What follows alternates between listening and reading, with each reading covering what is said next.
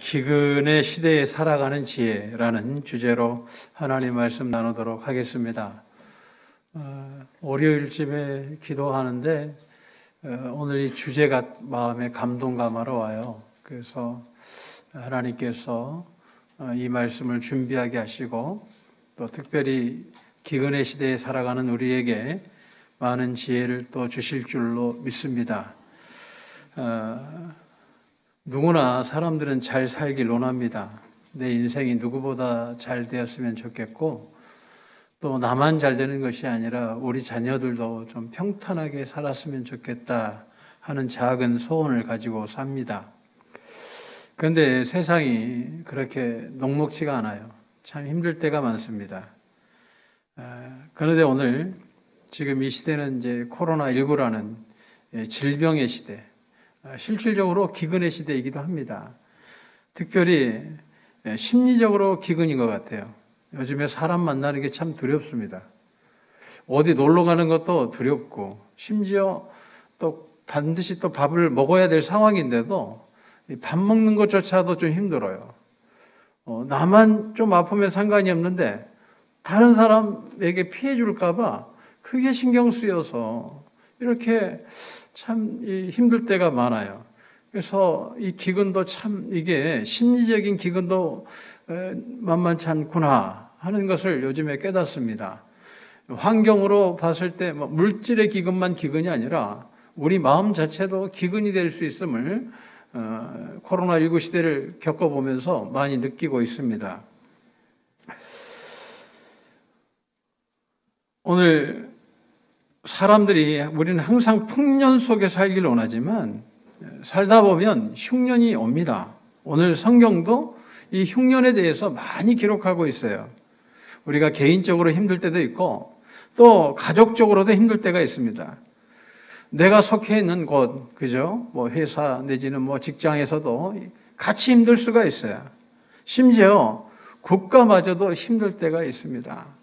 제가 이렇게 선교 여행 가다 보면 마사지 하는 사람들이 많이 있잖아요. 왜 저런 사람들이 많을까? 다른 거 아니거든요.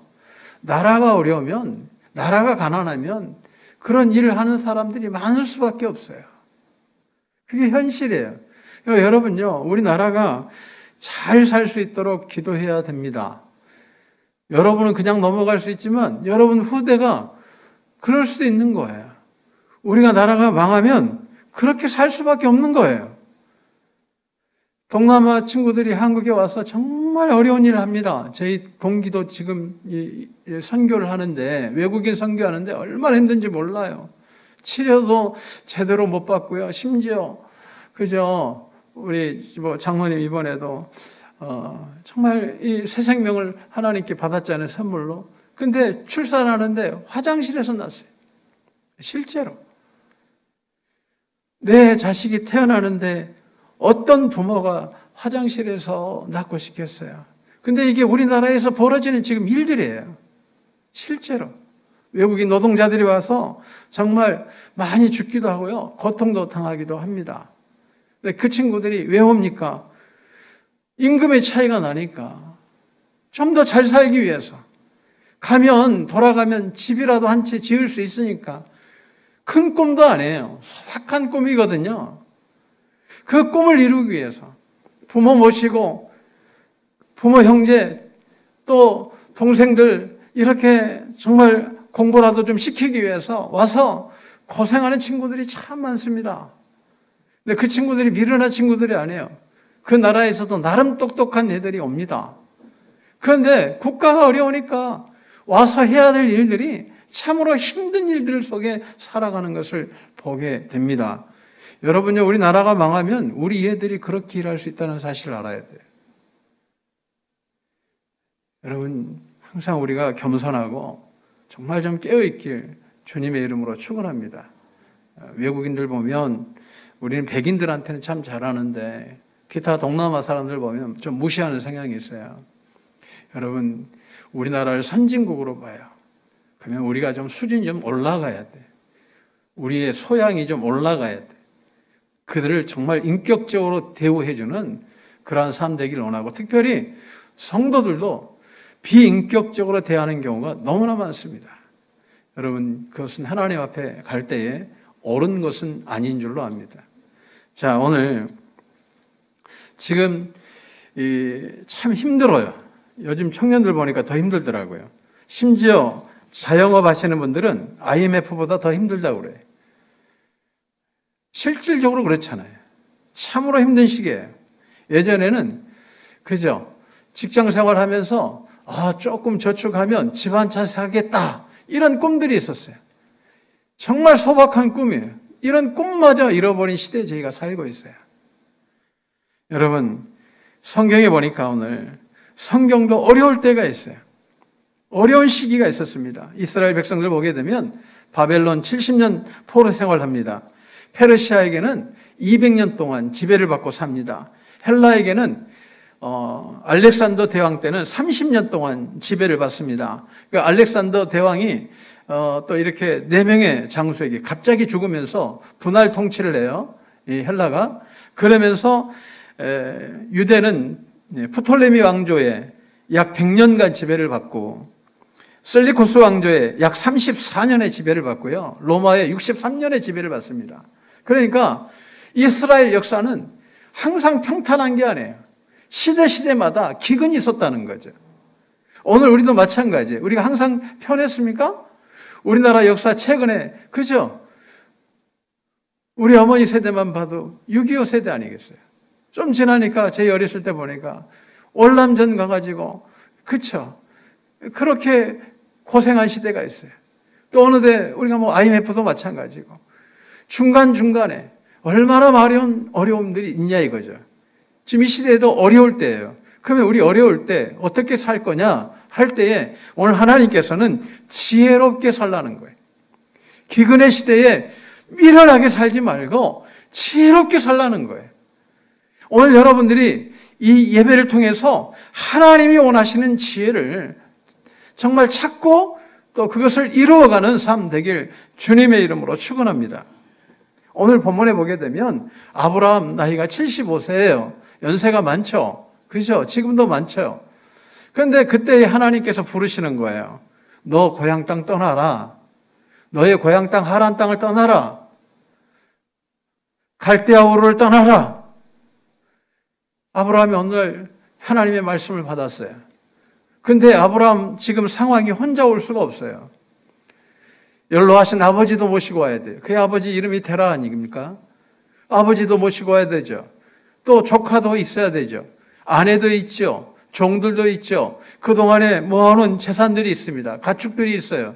이걸 다 끌고 가야 되는데 문제는 뭐냐면 이 가나안이 어디 있는지도 몰라요. 가본 적도 없어요. 얼마나 두렵겠어요. 내가 젊었으면 얼마든지 갈 수 있는데 내가 가다가 죽지 않으려나? 내가 가다가 강도나 만나지 않으려나? 거기에 가보지 못한 그 미지의 세계, 내가 가는 도중에 죽지 않으려나? 나의 식솔 가운데 누가 죽지 않으려나?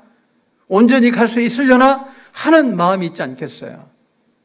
여러분, 오늘 우리도 마찬가지예요. 왜 두려워요? 우리가 안 가봤기 때문에 두려운 거예요. 앞으로 왜 세계가, 그죠? 두려움이 있거든요. 실질적으로. 왜요? 가보지 않았기 때문에. 근데 아브라함은 지금 걸어가야 돼요. 지금 가야 되거든요. 지금 걸어야 되거든요. 가나안을 향해 가야 되거든요. 근데요, 중간에 한번 지체합니다. 지체해요.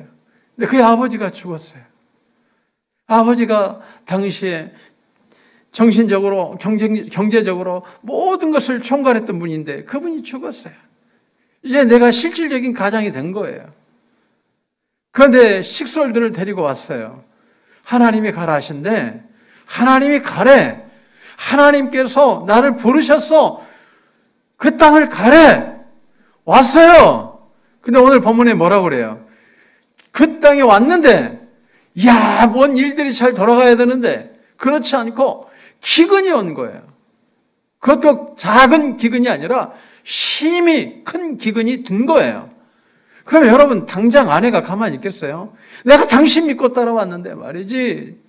이게 지금 뭔 이야기냐고. 이게 웬 기근이냐고. 당신 아버지 죽어서 왔는데 웬 기근이냐고. 지금 우리가 그나마 모아놓은 재산, 그렇지? 당신과 내가 정말 평생 모아놓은 재산, 아버지가 물려준 유산, 이게 지금 오늘 다 끝나게 생겼다는 거예요. 왜? 기근이니까. 물이 없으니까. 가축이 죽게 생겼잖아요. 그 자리에 있을 때마다 계속 손해보는 거 아니겠어요? 아브라함이 할 수 있는 게 없는 거예요. 하나님 말씀 믿고 왔는데, 하나님이 부르셨는데, 하나님이 택하셨는데, 하필이면 그때가 기근이에요. 이거 이해되세요? 기도 응답 받고 왔는데 기근이란 말이에요. 이해가 되냐고요. 잘 될 줄로 믿었는데 기근이에요. 그럼 우리는 어떻게 살아야 될 건가에 대한 부분이에요. 이때 세상적 지혜가 아닌 영적인 지혜가 있길 주님의 이름으로 축원합니다. 그죠? 오늘 장로님께서 대표기도 하시면서 아모스 선지자의 말씀을 통해서, 그죠? 다른 것이 기근이 아니에요. 말씀이 없어서 기근이에요. 근데 기가 막힌 건 오늘 말씀이 있는데 기근이다. 이 사실을 우리도 알아야 돼요. 말씀을 가졌는데도, 믿었는데도, 신뢰했는데도, 붙들고 왔는데 기근이에요. 이 기가 막힌 현실, 여러분 어떻게 풀어가실래요? 근데 이 아브라함 집안을 보니까 기가 막힌 게 뭔지 아세요? 세대마다 기근이 들어요. 이삭 때, 창세기 26장에 그의 아들 이삭 때에 블레셋 땅에 기근이 들었다고 그랬어요. 그런데 기가 막힌 건 그의 아들 요셉 때 같이 이제 기근을 받죠. 야곱과 요셉이, 손자와 증손자가 같은 시대에 또 기근을 받잖아요. 애굽의 근동에 7년 동안 기근이 들잖아요. 그러니까 이 집안은요, 전부 다 이 기근의 역사가 있는 거예요. 근데 신기한 건 기근의 역사 가운데 놀라운 하나님의 은혜를 경험하고요. 그것을 잘 풀어내는 그러한 지혜를 발휘하는 것을 보게 됩니다. 오늘 이 지혜가 우리 모두의 것이 되길 주님의 이름으로 축원합니다. 그래서 너무 오늘 보니까 창세기를 보면서 야, 어떻게 4대가 기근이 들을 수 있는가. 재밌지 않아요? 1대가 기근이 들기도 힘든데 4대가 기근이 된 거예요. 그러면서 하나님께서 주신 감동은 뭐냐면 기근은 언제든지 올 수 있다. 어느 시대든지 올 수 있다. 그러나 중요한 건 뭐예요? 어떻게 지혜롭게 대처할 것인가, 이것이 더 중요한 줄로 믿습니다. 그래서 오늘 이 주제를 성령께서 감동 감아 주시는 거예요. 마음에 기근의 시대를 살아가는 지혜를 우리 성도님들에게 전하고 나누라 하는 감동을 받고 이 시간 전하는 거예요. 그래서 여러분들 오늘 지혜를 꼭 가져가는 시간 되길 주님의 이름으로 부탁을 드립니다. 기근이 있어요. 어느 시대든지. 근데 오늘 이 기근은 원래 없었죠. 하나님께서 창조하실 때는. 그런데 아담과 하와가 하나님 말씀에 불순종하면서 기근이 들어온 거예요. 그러니까 죄 때문에, 우리 인생 살다 보면 알게 모르게 짓는 죄 때문에 어느 순간에 우리 인생에 기근이 들어올 때가 있어요. 어떻게 할 거냐는 거예요. 아담이 이전에는, 죄 짓기 전에는 기근이 없어요. 하나님 보시기에 좋았어요. 아름다웠어요. 풍요로웠어요. 부족함이 없었어요. 넘쳤어요. 그런데 죄를 짓고 나니까 기근이 들어오는 거죠. 그런데 매 세대마다 앞으로 주님 오실 때까지 성경은 그렇게 기록하고 있어요. 계속해서 주님 오실 그날까지 기근은 멈추지 않는다. 이게 계시록이고 공간복음에 나타난 하나님의 말씀입니다. 그러니까 앞으로 우리도 계속 기근은 있다라는 사실을 잊지 않길 주님의 이름으로 부탁을 드립니다. 그래서 오늘 이 기근을 없애기 위해서 우리 주님께서 우리의 죄를 위해서 십자가에 못 박혀 죽으시고 부활하신 거예요. 믿는 우리들에게, 이 기근의 시대를 살아가는 우리들에게 기근이 올 때마다 하늘의 지혜를 주기 위해서 기꺼이 친히 십자가에 못 박혀 죽으신 줄로 믿습니다. 오늘 보니까 이 기근의 시대에 아브라함의 가족 4대는요, 하나님께서 넘치는 은혜를 주십니다. 창세기 13장 6절 보니까 오늘 아브라함과 롯이 어때요? 소유가 너무 많아가지고 동거할 수 없더라. 그래서 한 사람은 소돔과 고모라로 가고 한 사람은 하나님이 지시한 땅으로 가자. 그 다음에 창세기 26장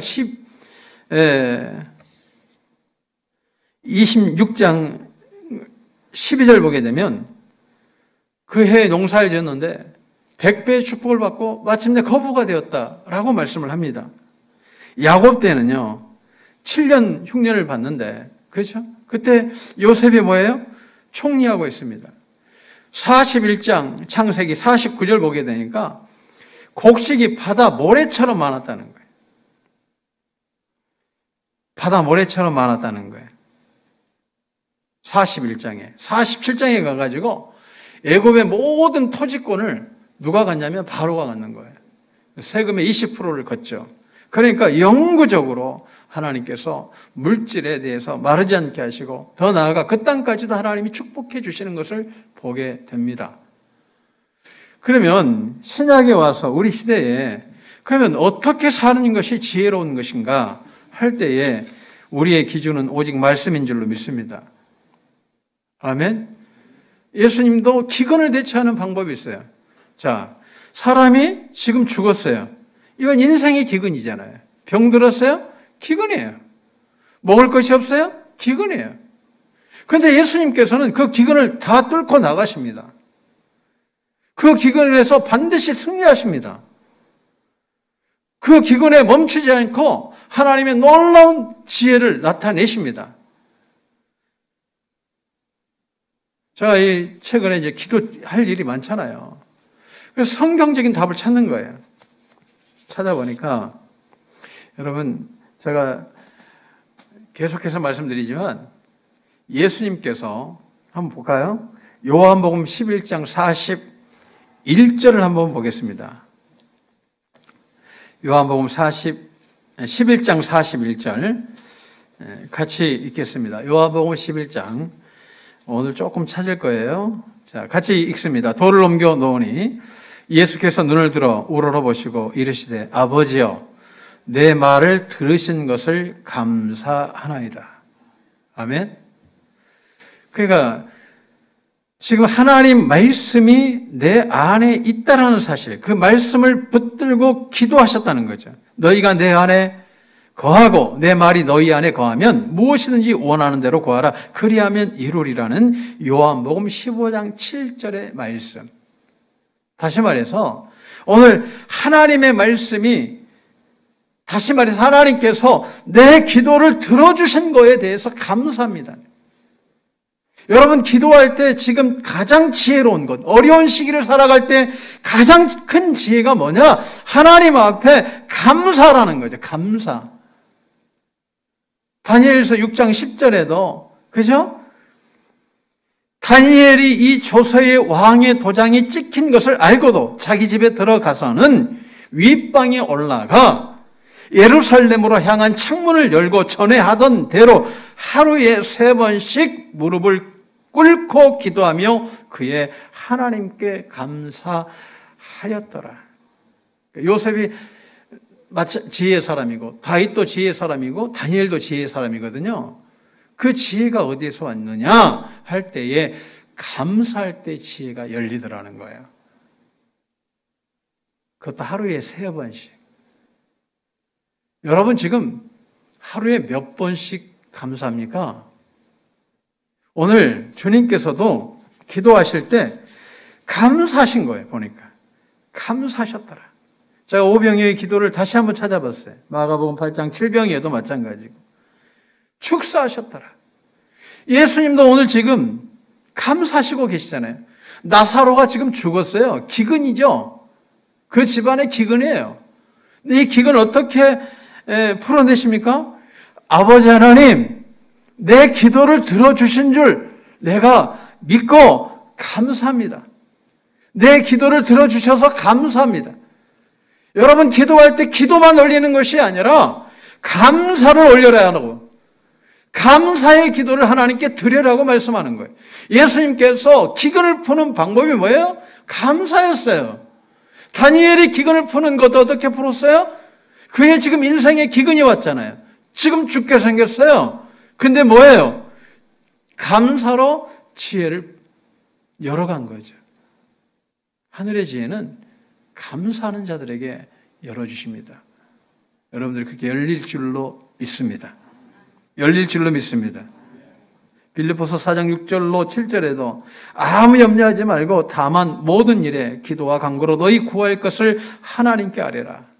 그리하면 모든 지각에 뛰어난 하나님의 평강이 그리스도 예수 안에서 너희 마음과 생각을 지키시리라. 여러분, 하나님께서 우리 주님께서 풀어내신 방법 감사예요. 제가 이 감사의 놀라운 축복을 봅니다.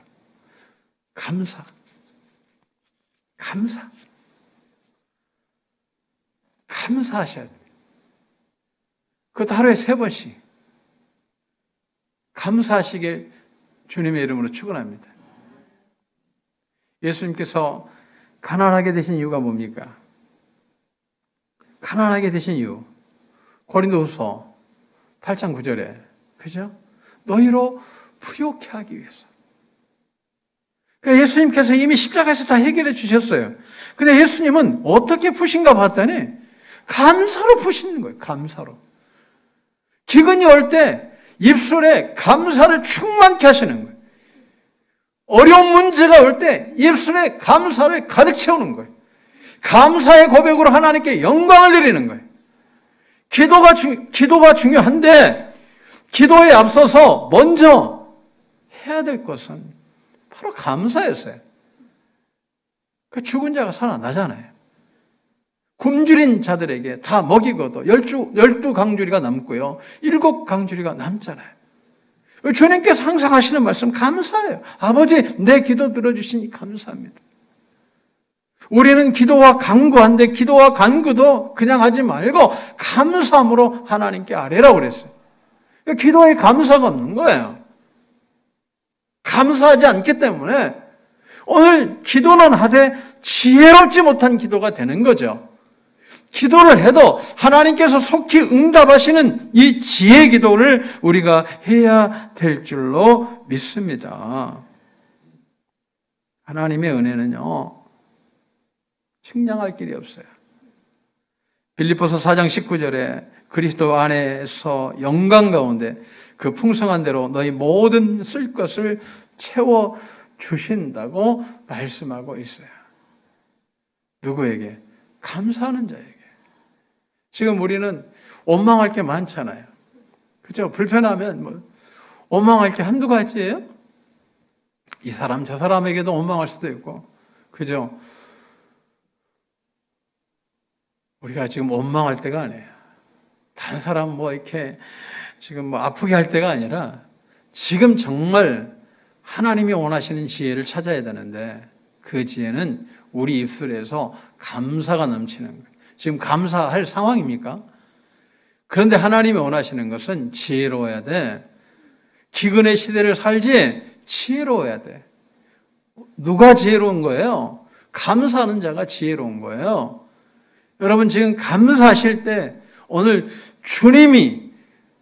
주님께서 역사하신 그 응답이 누구의 것이 된다고요? 바로 우리의 것이 될 줄로 믿습니다.